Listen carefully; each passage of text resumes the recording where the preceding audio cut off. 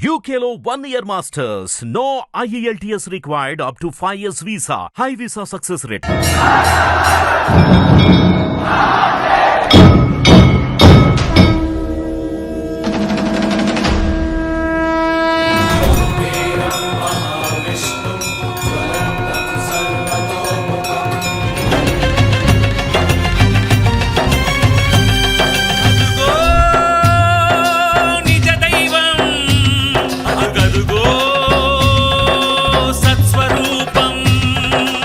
నమస్తే, welcome to hit TV. ఈ రోజు అయితే మనం కోకాపేటకి సంబంధించిన ఇక్కడైతే దేవస్థానంలో ఉండడం జరుగుతుంది. ఇది కూడా వచ్చేటప్పటికి మూవీ టవర్స్ దేవస్థానం అని చెప్పడం జరుగుతుంది. ఇక్కడ ఏంటంటే ప్రత్యేకంగా అంటే మనం ఎక్కడ కూడా చూడని విధంగా అయితే మాత్రం చాలా మంది దేవుళ్ళని అయితే మాత్రం ఇక్కడ ప్రతిష్ఠింపజేయడం అయితే జరిగింది.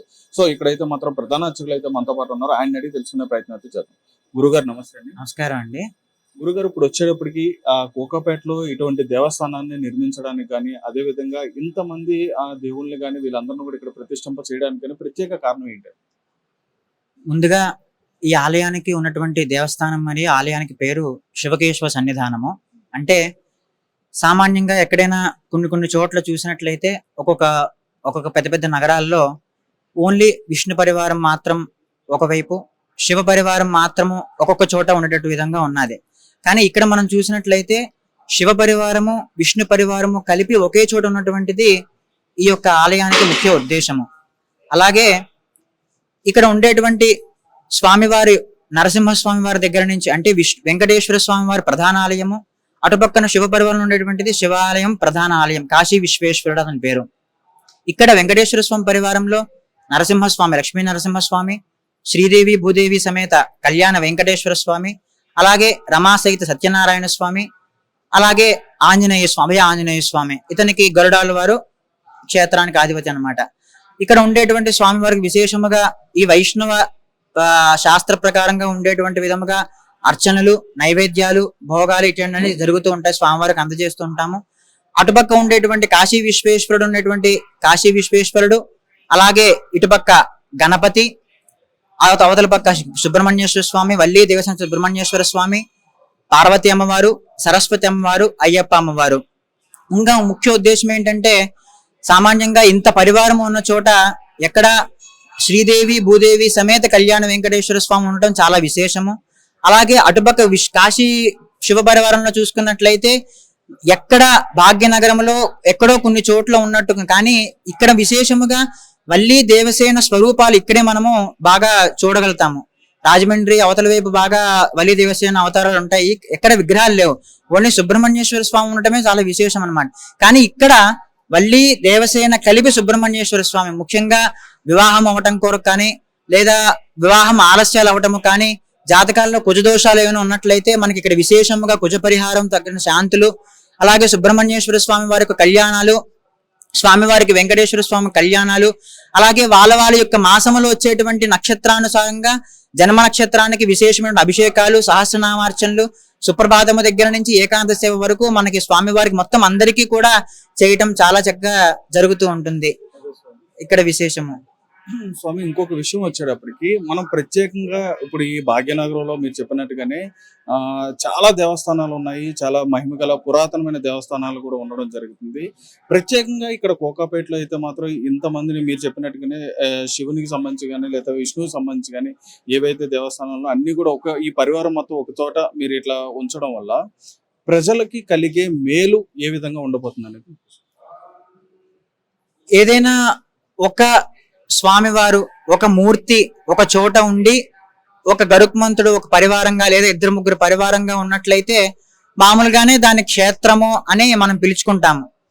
కానీ ఇంతటి మూర్తులు కలిపి ఒక చోట ఉండటము, కేవలం ఒక మూర్తి మాత్రమే ఉన్నట్లయితే దాని క్షేత్రంగా మనం పిలుచుకున్నప్పుడు ఏకంగా ఒక 10 మూర్తులు, ధ్రువమూర్తులు, 10 శక్తులు ఒక చోట కలిసి ఒక స్థానంలో నించుని ఉన్నట్లయితే మన దాని క్షేత్రము అని చెప్పడానికి కూడా మనకి దానికి సరిపోదు. ఇంకా అనంతమైనటువంటిది అనమాట, అనంతమైనటువంటి శక్తి కలిగినటువంటిది.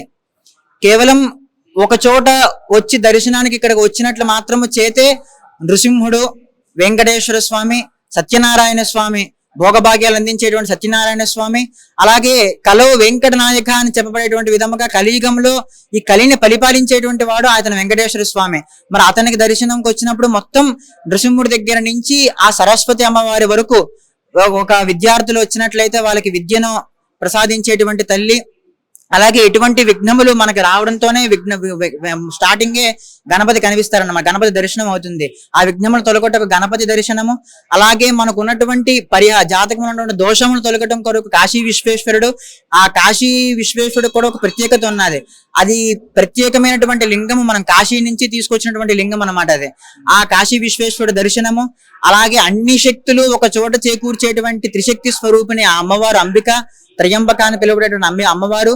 అలాగే అయ్యప్ప విశేషమైనటువంటి ఆ భక్తుల యొక్క మాల ధరించడం కొరకు, భక్తుల యొక్క కోరికలు నెరవేర్చడం కొరకు, దీక్షాధారణ చేయడం కొరకు అయ్యప్ప దర్శనము.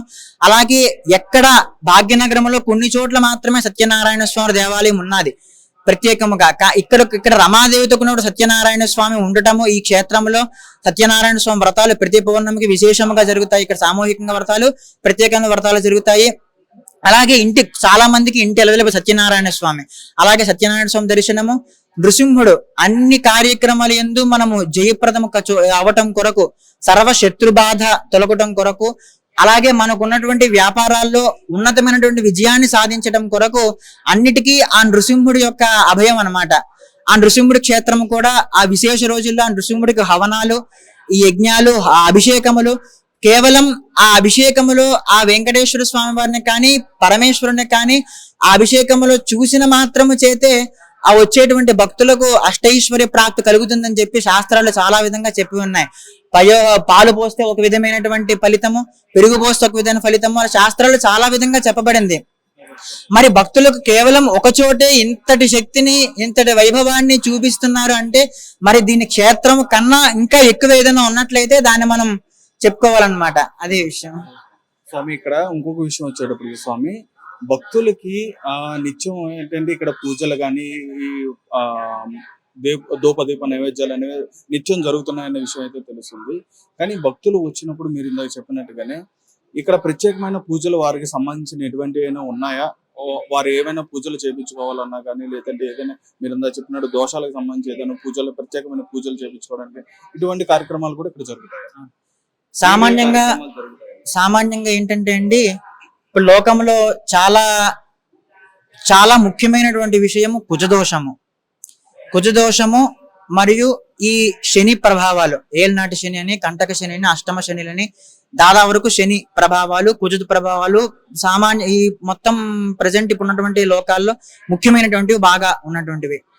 ఇందులో ఈ రెండింటిని ఉద్దేశించి బాగా ముఖ్యంగా ఈ జాతకులకు ఎవరైనా సరే వ్యక్తులకు శని ఏళ్ళనాటి శని కానీ ఆ శని దోషములు ఉన్నట్లయితే వీటి ప్రభావము మనుషుల మీద ఎలా ఉంటుందంటే, మొదటిగా వ్యాపారములో చాలా నష్టాలు రావటం, అతనికి ఉన్నటువంటి ఆస్తులు చాలా విపరీతముగా వృధా కోల్పోవటము, అలాగే కోర్టులో కేసులు పడటం, అవి గెలవకపోవటం, ఇంట్లో ఉన్నటువంటి వాళ్ళతో తగాదాలు రావటం, భార్యతో తగాదాలు రావటం, చిన్న విషయానికి కోపడటం, ఉన్న ఫలంగా వ్యసనపరులు అయిపోవటం, ఇది ముఖ్యంగా శనిగ్రహానికి సంబంధించినటువంటివి దోషములు అన్నమాట. వీటికి ఏదైనా మంచి పరిష్కారం ఉన్నదా, మంచి ఒక విధమైనటువంటి శక్తి ఏదైనా ఉన్నదా తొలగించుకోవడం అంటే చాలా శాస్త్రంలో కూడా చాలా చెప్పబడింది. చాలా సులువైనటువంటి మార్గము నృసింహ ఆరాధన. అదే శనివారం నాడు శనివారం నాడు శనిగ్రహ దోషం తొలగించడం కొరకు విశేషముగా వెంకటేశ్వర స్వామి వారి యొక్క దర్శనం, కేవలం అతని దర్శనం మాత్రము చేతనే ఆ శని ప్రభావము చాలా మటుకు తగ్గుతుంది. అలాగే ఈ కలయుగంలో ఇంకొక ముఖ్యమైనటువంటి శక్తిని సూచించారు శాస్త్రంలో. ఏంటంటే ఆ శక్తి అంటే ఆంజనేయ స్వామి వారు. శనివారం నాడు విశేషముగా ఆంజనేయ స్వామి తమలపాకు పూజ చేసుకున్న, అభిషేకము జరిపించుకున్న, ఆ స్వామివారికి ప్రీతి అయినటువంటి వడమాల, అప్పాలమాల, ప్రసాదాలు సమర్పణ చేసుకున్న జాతకులకు ఆ శని యొక్క గ్రహము తాపము తగ్గుతుంది అని చెప్పబడింది. అలాగే ఇక్కడ నవగ్రహాల్లో కూడా ప్రతి శనివారం నాడు విశేషమైనటువంటి భక్తుల చేత శని తైలాభిషేకము, అలాగే నువ్వుల యొక్క దానాలు, నువ్వులతో పూజ కూడా చేయటం జరుగుతుంది. మరియు కుజగ్రహానికి దగ్గరికి వచ్చేసరికి కుజ దోషాలు విశేషంగా జాతకాల్లో తొలగటం కొరకు సుబ్రహ్మణ్యేశ్వర స్వామి మండలార్చనలు చాలా విశేషమైనటువంటి పూజ ఇక్కడ. అంటే 41 రోజులు వాళ్ళ యొక్క పేరుల మీద ఆ మండల పూజ చేయటము, సుబ్రహ్మణ్య స్వామి ప్రతి కృత్తికా నక్షత్రానికి విశేషమైనటువంటి అభిషేకము. ఇలా మనకి ఒక రోజు మొత్తంలో కుజ హోర అని చెప్పి ఒక హోరా కాలాన్ని సూచించబడింది. అలాగే ఆ కుజహోరలో సుబ్రహ్మణ్యేశ్వర స్వామి వారికి విశేషమైనటువంటి అర్చన ఉదయము సాయంత్రము 2 పూటల. ఈ కుజహోరలో సుబ్రహ్మణ్య స్వామి అర్చన చేయటం వలన విశేషంగా ఒక 10% ఇచ్చేటువంటి ఫలితము ఆ యొక్క వచ్చినటువంటి భక్తులకు 100% ఇస్తుందన్నమాట. అలాగే అదే సమయంలో సోమవారం నాడు ఆ యొక్క శని ప్రభావం తగ్గటం కొరకు, అలాగే కుజదోషం తొలగటం కొరకు కూడా సోమవారం నాడు విశేషంగా శివుడికి విశేషమైన అభిషేకము, ప్రదోష కాలంలో నందీశ్వరుడికి కూడా అభిషేకము చేయటం జరుగుతుంది. అలాగే విఘ్నాధిపత్యము, ఏదైనా ఒక కార్యక్రమము ఒక వ్యాపారము ప్రారంభించిన, ఒక అక్షరాభ్యాసము చేసిన, ఒక పిల్లలకి అక్షరాభ్యాసం ప్రారంభం చేసిన మన సరస్వతి అమ్మవారిలో మీరు చూసినట్లయితే భాగ్యనగరంలో దాదాపు సరస్వతి అమ్మవారు చాలా తక్కువ. ఎక్కడో మన బేగంపేటలో ఎక్కడో ఒక అమ్మవారు ఉన్నది. అలాగే కొన్ని చోట్ల నాకు తెలియకుండా కొన్ని చోట్ల నాకు తెలియకపోవచ్చు అమ్మవారి గుళ్ళు ఉన్నాయి. కానీ విశేషముగా ఇక్కడ ఓన్లీ జ్ఞాన సరస్వతి, అలాగే సంగీతము వాద్య సరస్వతి అని చెప్పి 2 విధాలుగా ఒక్కొక్క లక్షణం ఉన్నటువంటిది 2 కలిపి ఒక చోట మన చోట ఉన్నది. చాలా అక్షరాభ్యాసాలు కూడా మనకి ఇక్కడ జరుగుతాయి. భక్తులకి చాలా నమ్మకం అక్షరాభ్యాసాలు ఇక్కడ. అలాగే నామకరణలు, అన్నప్రాశనలు కూడా ఇక్కడ విశేషంగా సరస్వతి దేవి జరగడం జరుగుతుంది. గణపతి ఏదైనా ఒక వ్యాపారం ప్రారంభించేటువంటి ఇక్కడికి వచ్చి ఆ యొక్క వాళ్ళ యొక్క విజిటింగ్ కార్డు కానీ ఆ వ్యాపారం సంబంధించినటువంటి దాన్ని ఇక్కడికి వచ్చి వాళ్ళు పూజ చేయించుకుని తీసుకుని వెళ్ళి వాళ్ళ వ్యాపారము ప్రారంభించేట్టు చేయటం ఇక్కడ భక్తులకు చాలా నమ్మకము. ఇక్కడ ఆ గణపతి ఆ విధంగా వర్ధిల్లుతున్నారు స్వామివారు. అలాగే అయ్యప్ప రాబోయేటువంటి కాలంలో అయ్యప్ప దీక్షలు, అయ్యప్ప మాలలు చాలా విశేషంగా ప్రతి బుధవారం నాడు ఉత్తర నక్షత్రం నాడు అయ్యప్పకి అభిషేకం చేయడం జరుగుతుంది. అలా ఒకరిని ఉద్దేశించి ఇక్కడికి వచ్చినట్లయితే వాళ్ళకి అన్ని రకాలమైనటువంటి కోరికలు, అన్ని రకమైనటువంటి సర్వాభీష్ట కలిగించేటువంటి శక్తులు ఇక్కడ ఉన్నాయని చెప్పి మనవి చేస్తున్నాము. అది రైట్. గురువు గారు చెప్పినట్టుగా చూసారు కదా, ఇప్పుడు ఎక్కడైతే మన కోకాపేటకు సంబంధించి మూవీ టవర్స్ దేవస్థానాన్ని అయితే మాత్రం మనం సందర్శించడం అయితే జరిగింది. ఇక్కడైతే మాత్రం దాదాపు 10 మంది వరకు కూడా మూర్తులను అయితే ఇక్కడ ప్రతిష్ఠింప చేయడం జరిగింది.